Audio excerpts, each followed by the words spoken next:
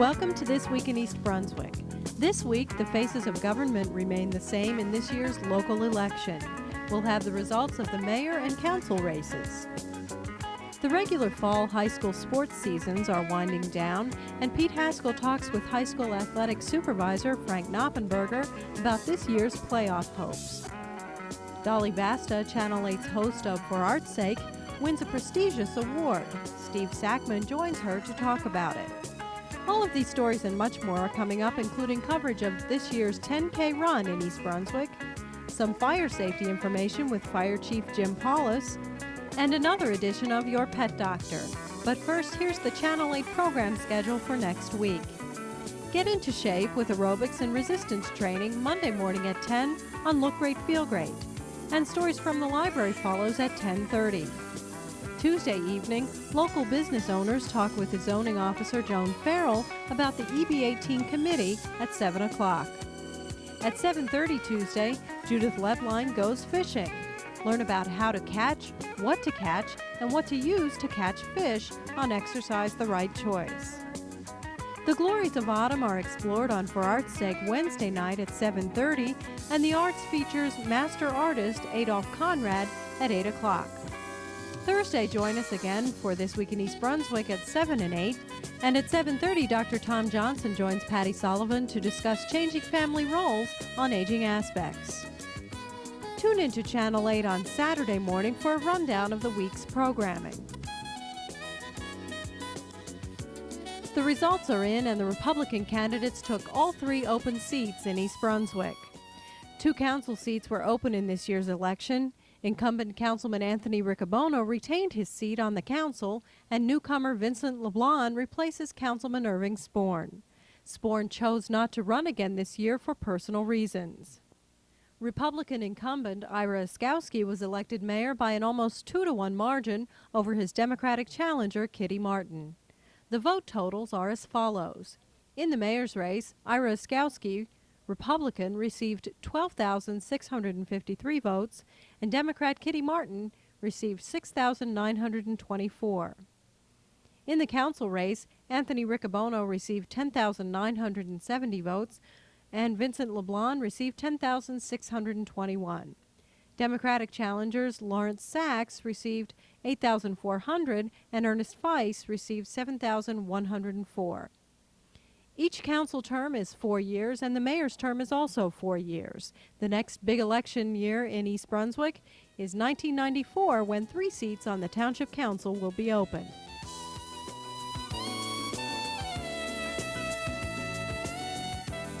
Hi, I'm Steve Sackman, and with me today is Dolly Vasta, winner of a CTN, or Cable Television Network, Cappy Award. Dolly, welcome. Oh, thank you, Steve, and I see you came all dressed up for me. Well, thanks. It's nice that you picked that out as the first thing. Notice the sneakers. Yes, I love the sneakers, too.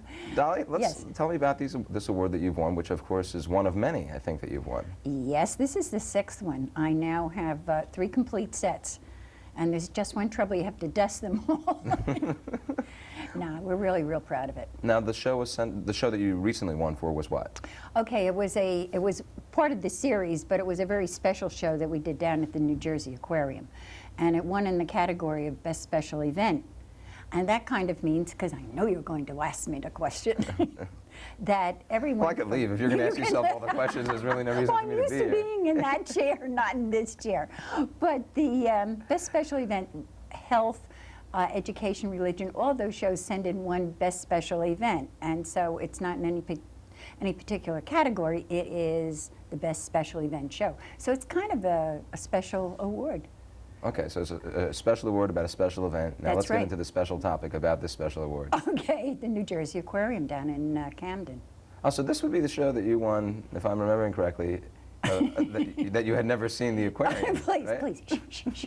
Go ahead, fill us in. Yeah, okay. Well, really quickly, the guys went down and they shot all the location shots, and they brought them back here to the studio, and we looked at them and we decided what I was going to do to get a handle on the interviews and so on.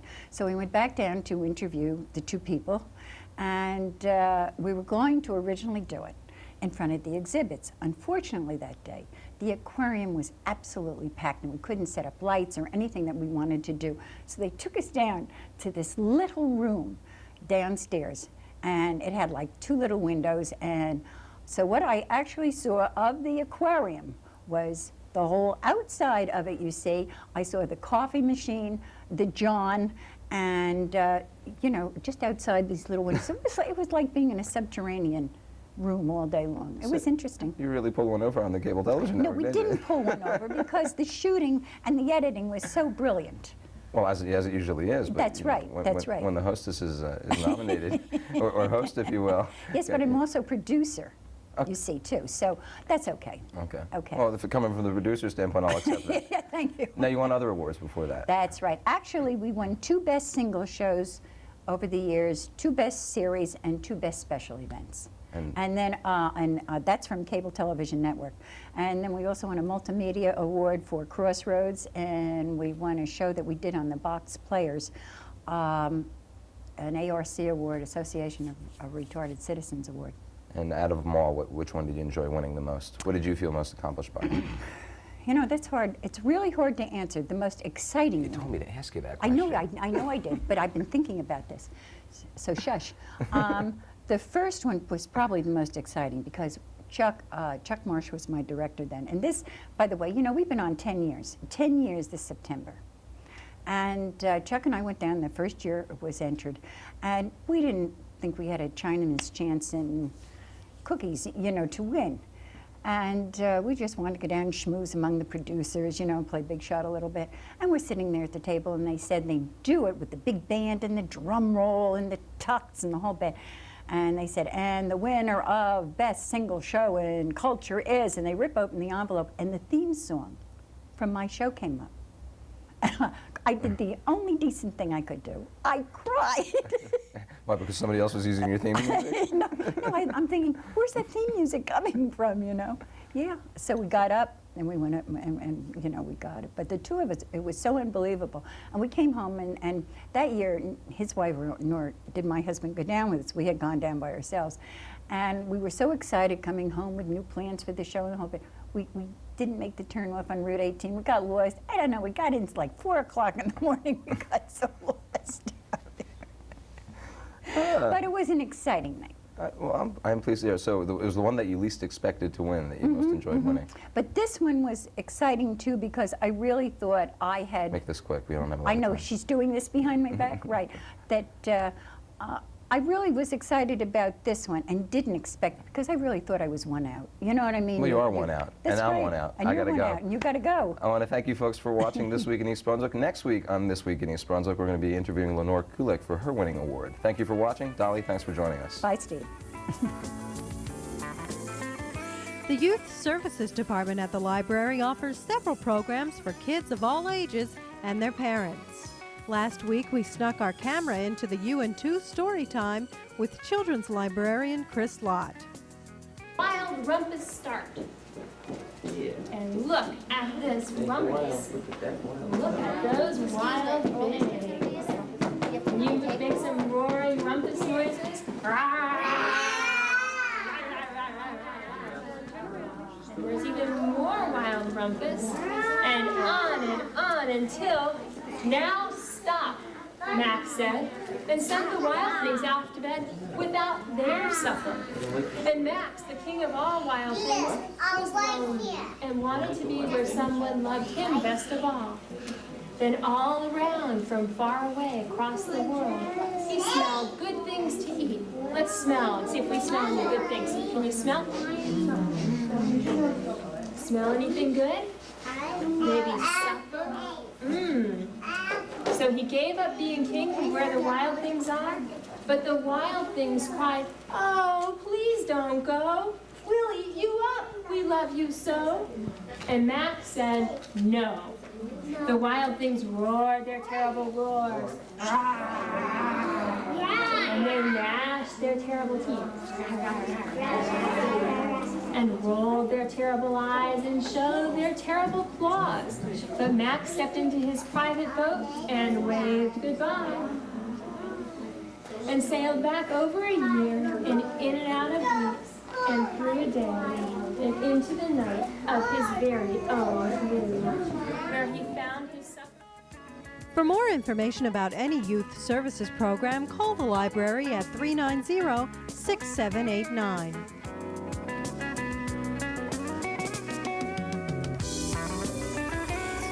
Hello, I'm Stuart Davis for This Week in East Brunswick, and I'm with Jim Paulus of the Fire Prevention Bureau in East Brunswick. He's here to talk about a new state law that requires homeowners to get fire inspections before they sell their house, as well as some hazards that you should be aware of in the winter. Jim, could you tell me about this law? Yes, in 1991, the state legislature approved a law requiring smoke detector inspections on resale or rental of any 1- and 2-family dwellings. It's required that there be smoke detectors on every level of the home and to protect every sleeping area, meaning that if there are separate sleeping areas on a given level, that there would have to be smoke detectors outside of each one. Now, this law was passed on down from the state. How has East Brunswick managed to meet the requirements? The law was passed with the intention that the local enforcing agency would do the enforcement of it, which meant that our bureau was charged with the responsibility within our enforcing area. And how does it go about doing that? We require a notice from the homeowner prior to resale. Right now we're running about 2 weeks from the time of notice to when we can do the inspection. There's a form which will have to be filled out, and we will have on that form some diagrams of the proper location of smoke detectors within the units. Now, you've brought a diagram for the viewers, but could you describe where exactly they should be in a typical house in East Brunswick? Okay, in a typical house consisting of 2 floors plus a basement, there should be 1 detector at the bottom of the basement stairs.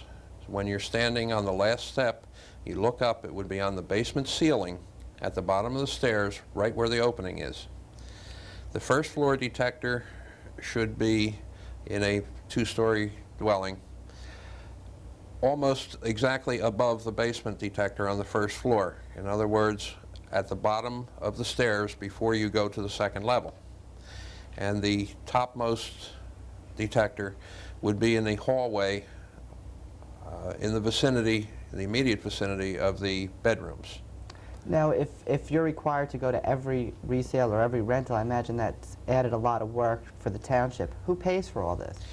Okay, there is an inspection fee of $30 required for each one of these certificates that we provide to the seller of the home. So it's not affecting taxpayers in East Brunswick? No, our bureau works entirely on permits and inspection fees for those people who require inspections. The individual homeowner sees no tax dollars going into our bureau's operation. Why all of a sudden did the state come up with this law?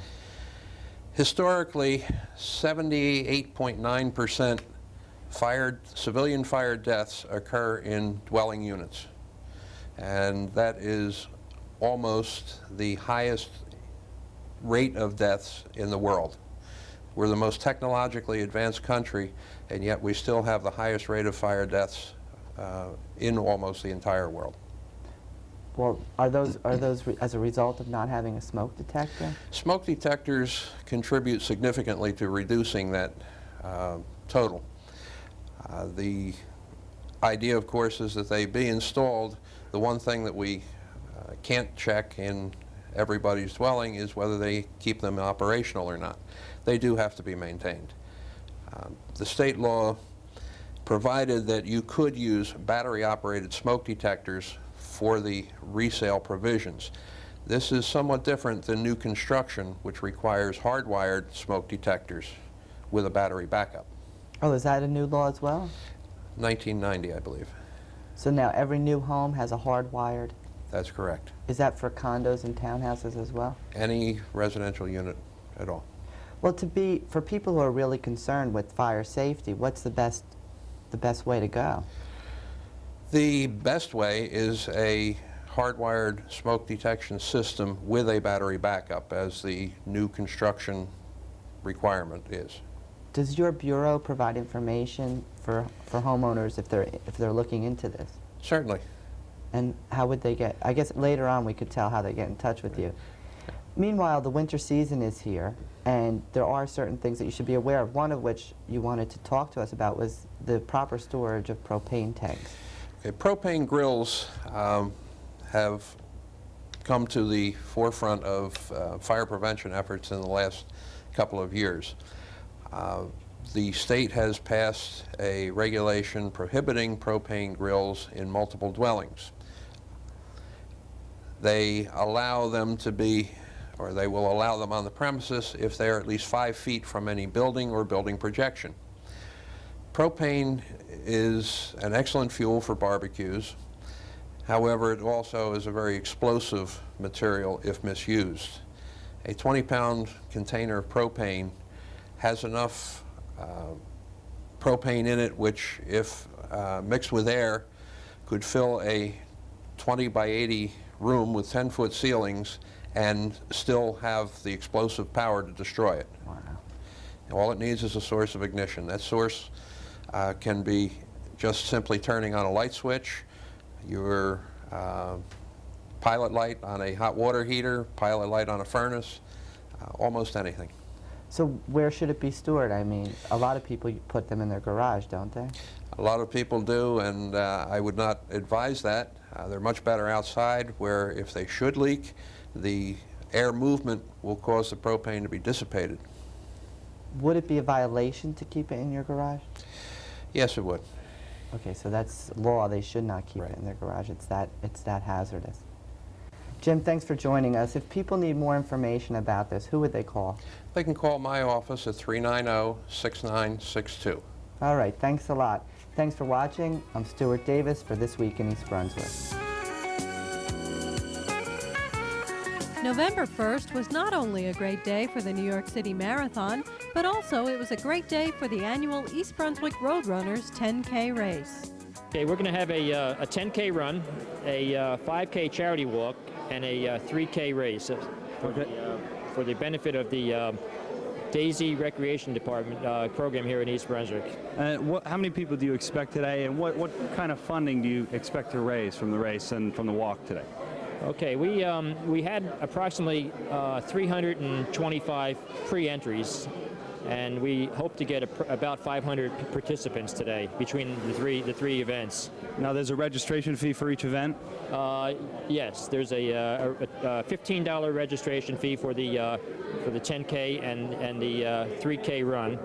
And then we were looking for pledges for the charity walk, and if somebody could raise $20, that was what our goal was. But we also let people in. We also have runners and walkers, even if they didn't have the $20, we want them to participate. So. And what kind of funding financially are you expecting to raise from today's event? We hope to raise a couple $1,000s.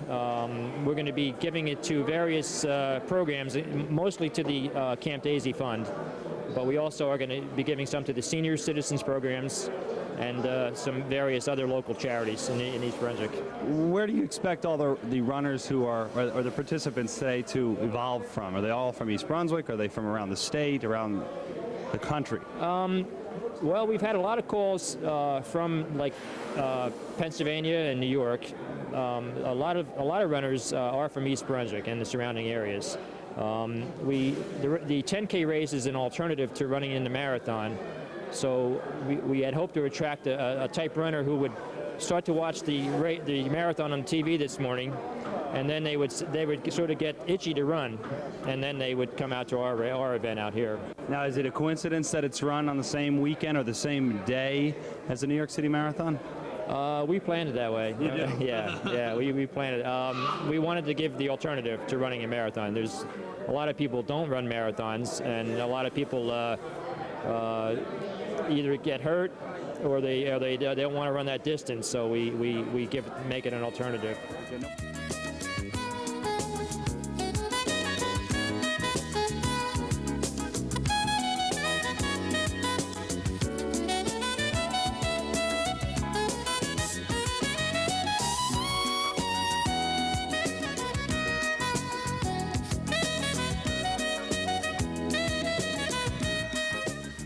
Hi, I'm Paulus. I teach at East Brunswick High School, and I'm here for American Education Week.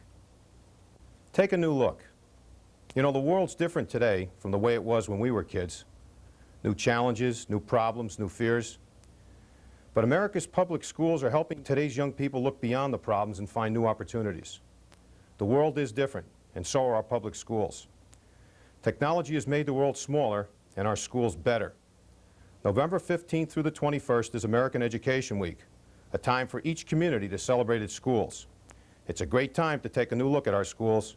You'll be absolutely amazed to see how tomorrow is coming alive for our children today. A message from the East Brunswick Education Association and East Brunswick Public Schools, nationally recognized for excellence in academics, athletics, and the arts. Hi, I'm Pete Haskell, and I'm joined by East Brunswick Supervisor of Athletics, Frank Knoppenberger. And Frank, another successful fall season for the Bears. Several teams going on to the postseason. Girls soccer again doing very, very well. 18-0, 16 shutouts. What's coming up for the Bears? This Sunday, November 8th, at South Brunswick High School is the GMC Finals. We'll be playing Madison Central for the third time. We hope to see everyone out there at South Brunswick. I believe this is the 12th year that we're in the finals, and we hope to bring home our 12th consecutive conference title.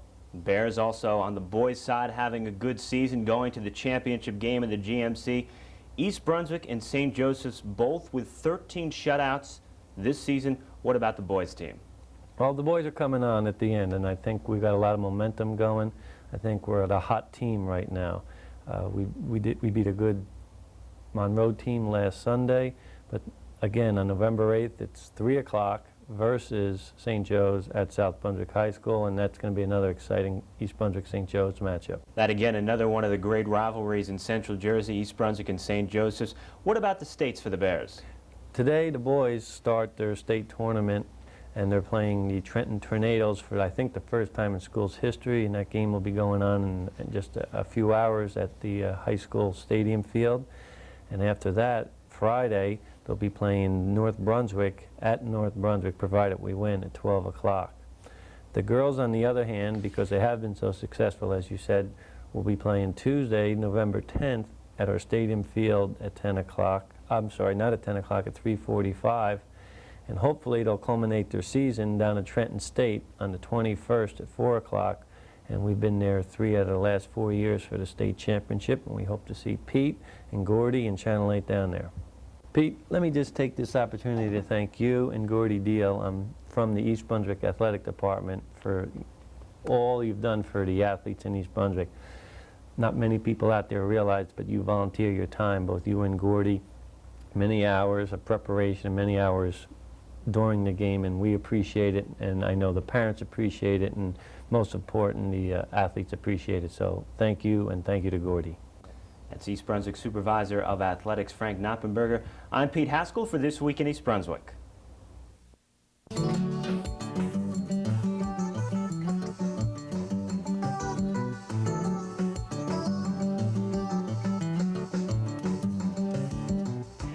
Welcome back once again to your pet doctor. I'm Dolly Vasta, and my co-host is... I'm Dr. Brian Johnson from the Cranberry Veterinary Hospital in East Brunswick. Yes, and I see by the papers on your lap there that we're about ready to embarrass Dolly again with some new quizzes. No, I wouldn't do that. Yes, you would. But you made that claim before we started recording that you could answer any question that I asked. That's true. So I thought I'd give you the opportunity. Okay. And since you told me earlier that you were an expert on birds, I thought that I would ask a few questions today just on birds. And if you people out there want to get your pencil and paper, you're so bad. follow us through, and we'll see how well you guys do. You're so embarrassing to me. No. Yes. These are easy. All right.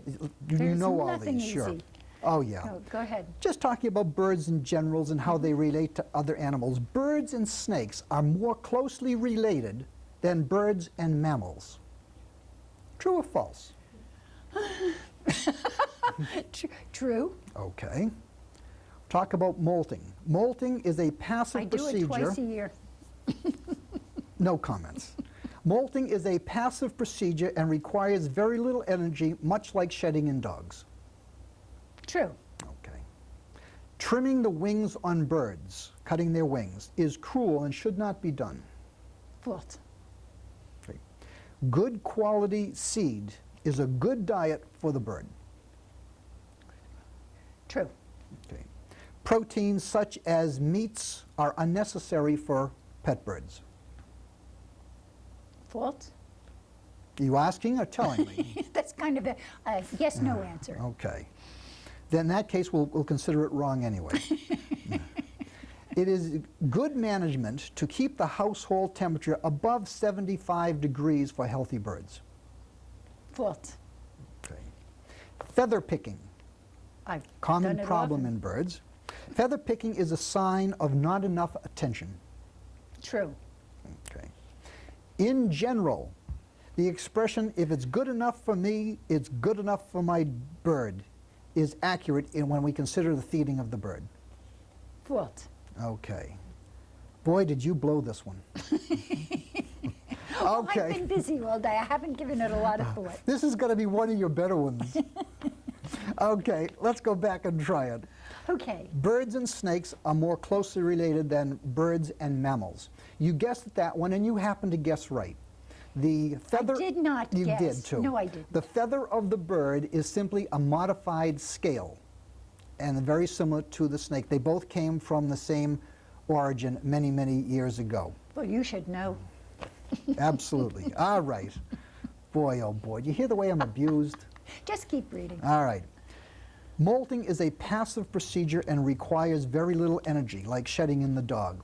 That couldn't be more false. The shedding of the bird requires enormous amounts of energy. The feather is actually 88% protein, and when they go through a molt, it absolutely requires increased amounts of protein and minerals and vitamins. So that statement is false. So I was wrong. Yes, exactly. Trimming wings on birds is cruel and should not be done. You guessed at that one as being false, and that's true. It's false. See? I was right. Yeah, a very good thing is to trim the wings of any of the larger birds from cockatiels up, because every year we have people who take them out into the backyard and the birds fly away, or you open a window and they're long gone. So if you have a large breed bird, by all means, have their wings trimmed whenever they grow in. Good quality seed is a good diet for the bird. The best food for the bird is to eliminate seed totally. Seed is a very poor diet. I think you guessed that one to be false, and you were right. You're very good at guessing. Okay, yeah, the best diet is for birds is probably pelletized foods, different types of beans in mixtures, and other types of supplementation. Okay. You realize they're giving you a speed-up signal. Okay. So. Protein such as meats is unnecessary for birds. Well, actually, protein is very necessary for birds, whether it's supplementation or drumsticks or whatever you want. Household management, 75 degrees. It must be kept at 75 degrees. That's false. You actually want to keep them no higher than room temperature. They can actually do very well at 65 degrees. God, I was right on all of these. No, you weren't. Yes, I was. Feather picking in birds is a sign of not enough attention. Yes, that's one of the primary signs. I scratch a lot. Yes, I won't touch that one either. So that one's true. And in general, the expression, if it's good enough for me, it's good enough for my bird. That's true. A bird can eat almost anything you eat with the exception of chocolate, coffee, and avocados. Well, so much for that. Hope you enjoyed. Hope your answers were as good as mine were. See you all next week. And finally tonight, we have video from Cub Scout Pack 212 Den 10. They came to the Channel 8 studio recently to learn more about what goes on behind the scenes in television. Thanks for watching.